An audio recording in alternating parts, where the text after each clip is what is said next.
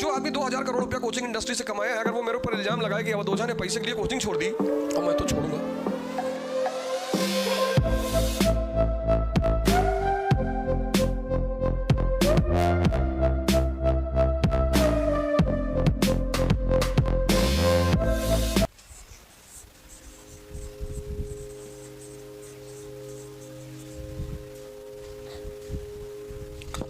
जो भी इस वर्ड को समझेगा उसका 2 साल में सिलेक्शन हो जाएगा। 2 साल लगते हैं इस तैयारी को, लगते ही लगते हैं। मैं उस पर भी चर्चा करूंगा क्यों लगते हैं 2 साल, और हर चीज़, हर एंगल। फिर तुम्हारे जो क्वेश्चन होंगे वो पूछ लेना। इस तैयारी में 2 साल लगते हैं, और ये तैयारी है, प्रिपरेशन। इस वर्ड को जो समझेगा बस उसी का सिलेक्शन होगा। जो नहीं समझेगा वो कयामत तक तैयारी करेगा। कुछ चीजें हैं जिन्हें समझना है। अगर तुम वो समझ गए, डॉक्टर अंबेडकर एक बात समझ गए कि ये जो अपर कास्ट है इंडिया में, इसकी ताकत क्या है? एजुकेशन। समझ गए। वो नाहक में महान नहीं बने। तुम लाइव देखो, मैं तुम्हें लाइव एग्जांपल दे रहा हूं। वो एक बात समझ गए कि यार जो पढ़ेगा नहीं वो मजदूर, जो नहीं पढ़ेगा तो वो मजदूर बनेगा। क्यों बनेगा? क्योंकि पढ़ाई तुम्हारे सोचने की क्षमता को बढ़ाती है। बस पढ़ाई करके कोई राजा नहीं बनता। यह भी एक बहुत बड़ा फैक्ट है कि राजा बनने के लिए पढ़ने की जरूरत नहीं है। शराब की फैक्ट्री भी है तो भी राजा बनोगे। तो राजा बनने के लिए जरूरत किसकी है? समझ की।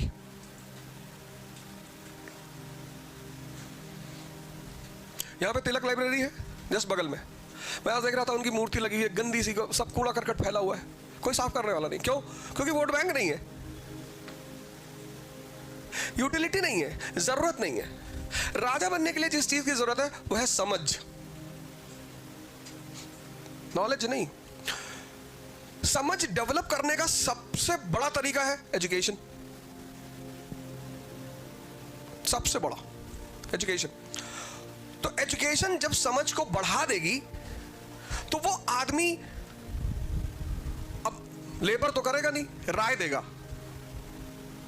An idea can change your life. पढ़े, खूब पढ़े डॉक्टर अंबेडकर। पढ़ने के बाद उन्होंने, अब देखो समझ पैदा हुई। अब तुम्हें डॉक्टर अंबेडकर की कहानी सुना रहा हूं, और उस कहानी से तुम देखना कि राजा बनते कैसे। खुद पढ़े, खूब पढ़े, बैरिस्टर हो गए, लॉयर। तो जो आदमी ज्यादा पढ़ गया, देखो तुमने लंदन स्कूल ऑफ इकोनॉमिक्स से पीएचडी कर ली, तो सबकी तो औकात है नहीं। लंदन स्कूल ऑफ इकोनॉमिक्स से पढ़ने का मतलब यह है कि तुम अपने आप में एक बहुत बड़ा खलीफा हो। अब उस लेवल के लोगों के साथ जब तुम बैठे, तुम्हारी सोच बढ़ी, तुम एडवाइस देने लगे, पेपर बताने लगे। 1924 में उन्होंने क्या किया? All India depressed class association एक पार्टी बनाई। एक पार्टी बनाई। देखो समझ क्या करती है। 1924 में बनाई all India depressed class association, क्योंकि भारतीय मांग रहे थे क्या? पॉलिटिकल राइट्स, कि साहब हमको और पॉलिटिकल राइट दो, और पॉलिटिकल राइट दो, और पॉलिटिकल राइट दो। तो इन्होंने एक पार्टी बनाई कि हम डिप्रेस्ड जो क्लास है, डिप्रेस्ड, किसी जाति का नाम नहीं लिया, डिप्रेस्ड, उसमें औरतें भी शामिल है। तुम ध्यान देना इस बात पे। बोले मैं उनका रिप्रेजेंटेटिव हूं। बोले यार बहुत अच्छा। 1930 में, अब देखो दिमाग, समझदारी कैसे काम करती है। 1930 में राउंड टेबल कॉन्फ्रेंस हुआ। भारत की सारी पार्टियों को बुलाया गया कि बताओ क्या क्या चाहिए तुम लोगों को। पहला कॉन्फ्रेंस हुआ ना, तो कांग्रेस नहीं गई थी पहले वाले में। कांग्रेस ने पहले वाले का बॉयकॉट किया था, सिविल डिसोबीडियंस मूवमेंट चलाया था। कौन कौन गया था? ये party all India depressed class association गई थी, हिंदू महासभा गई थी, मुस्लिम लीग गई थी। अब अगर अंबेडकर, डॉक्टर अंबेडकर पढ़े नहीं होते तो ये समझ उनको कैसे होती कि हक मांगने के लिए राजनीतिक गलियारे में जाना पड़ता है।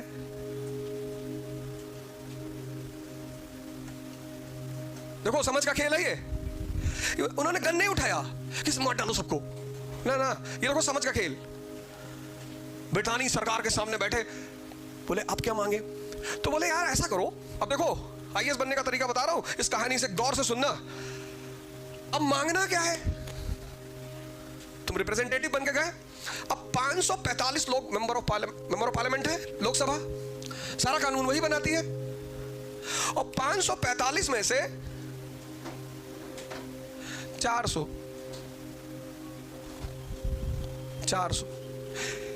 किसी एक वर्ग से हो जाए, डिप्रेस क्लास से हो जाए, जो क्लास परेशान है उससे हो जाए। पार्लियामेंट क्या करती है, नियम बनाती है। तो जो नियम बनाती है, वहां जो लोग बैठे हैं सॉरी, वहां जो लोग बैठे हैं वो 400 लोग इस ग्रुप से आ रहे हैं, यानी इस ग्रुप के ज्यादा से ज्यादा लोगों को कहां बैठाना है, पार्लियामेंट में। तो उन्होंने अंग्रेजों से कहा कि बाबूजी, रैमसे मैकडॉनल्ड प्रधानमंत्री था ब्रिटेन का। बोले और डॉक्टर, हाँ। बोले सर सही है, अच्छा है सर। बोले कैसे? बोले साहब वो सेपरेट इलेक्टोरेट चाहिए साहब। बोले अच्छा अच्छा अच्छा, हाँ। बोले यार तुम लोग बड़ा इंडिया में परेशान। बोले हाँ साहब, सेपरेट इलेक्टोरेट चाहिए कि हमारे लोग भी साहब संसद में पहुंच जाए साहब, फिर अपने लिए कानून बनाएंगे साहब। अरे बोले देंगे यार तुमको सेपरेट इलेक्टोरेट, कैसी बात करो, नाम लिखो भाई इनका। ये किसका परिणाम है, एजुकेशन का। एक अनपढ़ आदमी क्या करेगा, गोली चलाएगा कि ये इन लोगों ने हमको परेशान किया है, ये लोग हमारी परेशानी का कारण है। तो शिक्षा ने क्या किया, डॉक्टर अंबेडकर की समझ का विकास किया। तो उन्हें यह सूत्र समझ में आ गया कि जिसको भी राजा बनना है उसको क्या करना है, पढ़ना है। ऐसे जिसको भी आईएएस बनना है उसको किस चीज का विकास करना है, समझदारी का। लेकिन समझदारी का विकास कैसे करोगे, पढ़ के। ये देखो पहला वर्ड क्या है, ये देखो प्रिपरेशन। यहां देखो पुणे में, दिल्ली से पढ़ के आए लोग, अब बहुत परेशान है। अब क्या कहें पापा मम्मी से। अभी एक साहब आए थे, वो 2 साल दिल्ली में रहे और 2 कोचिंग होगी, 2 कोचिंग दिल्ली में की, और माहौल ढूंढने गए थे। अभी हमने उनसे पूछा कि तुम दिल्ली क्या करने गए थे। बोले सर यहाँ एटमॉस्फेयर नहीं है। क्यों, यहाँ क्या है? बहुत लोग हिमालय भाग गए बुद्ध बनने के चक्कर में, सब बुद्ध बन गए, बहुत सारे डाकू भी बन गए। दिल्ली में ज्यादा कोचिंग हैं, ये बात सही है। दिल्ली में प्रेशर ज्यादा है, ये बात सही है। ये सब बातें मैं मानता हूं। दिल्ली में क्या क्या है वो मैं तुम्हें बता देता हूं। वहां की स्पीड बहुत ज्यादा है जिंदगी की। जैसे यहां लड़का यवले पे 2 घंटा चाय पी लेगा, आराम से लाइफ चल रही है। हिंदू है तो 4 घंटा पी लेगा, क्योंकि हिंदू पुनर्जन्म को मानता है। तो वो सोचता है कि साला इस जन्म में नहीं होगा तो अगले में मार देंगे, और भगवान से प्रार्थना करा कि भगवान थोड़ा कोटे वाले में पैदा कराओ, अब की बार कहाँ पैदा करा दिया यार। हिंदू को टेंशन नहीं है, मुसलमान को ज्यादा है कि अगर इस जन्म में नहीं हुआ तो कयामत तक बैठ के अपने दोस्त, उनके बेटे, उनके परपोते को आईएएस बनते हुए देख रहे हैं। किसी भी चीज के जब तुम कोर को पकड़ते हो, कोर को, अगर तुम पढ़े नहीं होते तो यहां क्यों आते? जितने लोग इस क्लास में बैठे हैं, एटलीस्ट सब के सब ग्रेजुएशन तो कर ही लिया ना, कॉलेज में आ गए, तो तुम्हारी समझ डेवलप हुई कि नहीं हुई? अब तुम में से 95% साइंस बैकग्राउंड से हो गए। तुमको कोचिंग क्यों आनी पड़ती है? क्योंकि तुमसे में से 90% साइंस बैकग्राउंड से हो।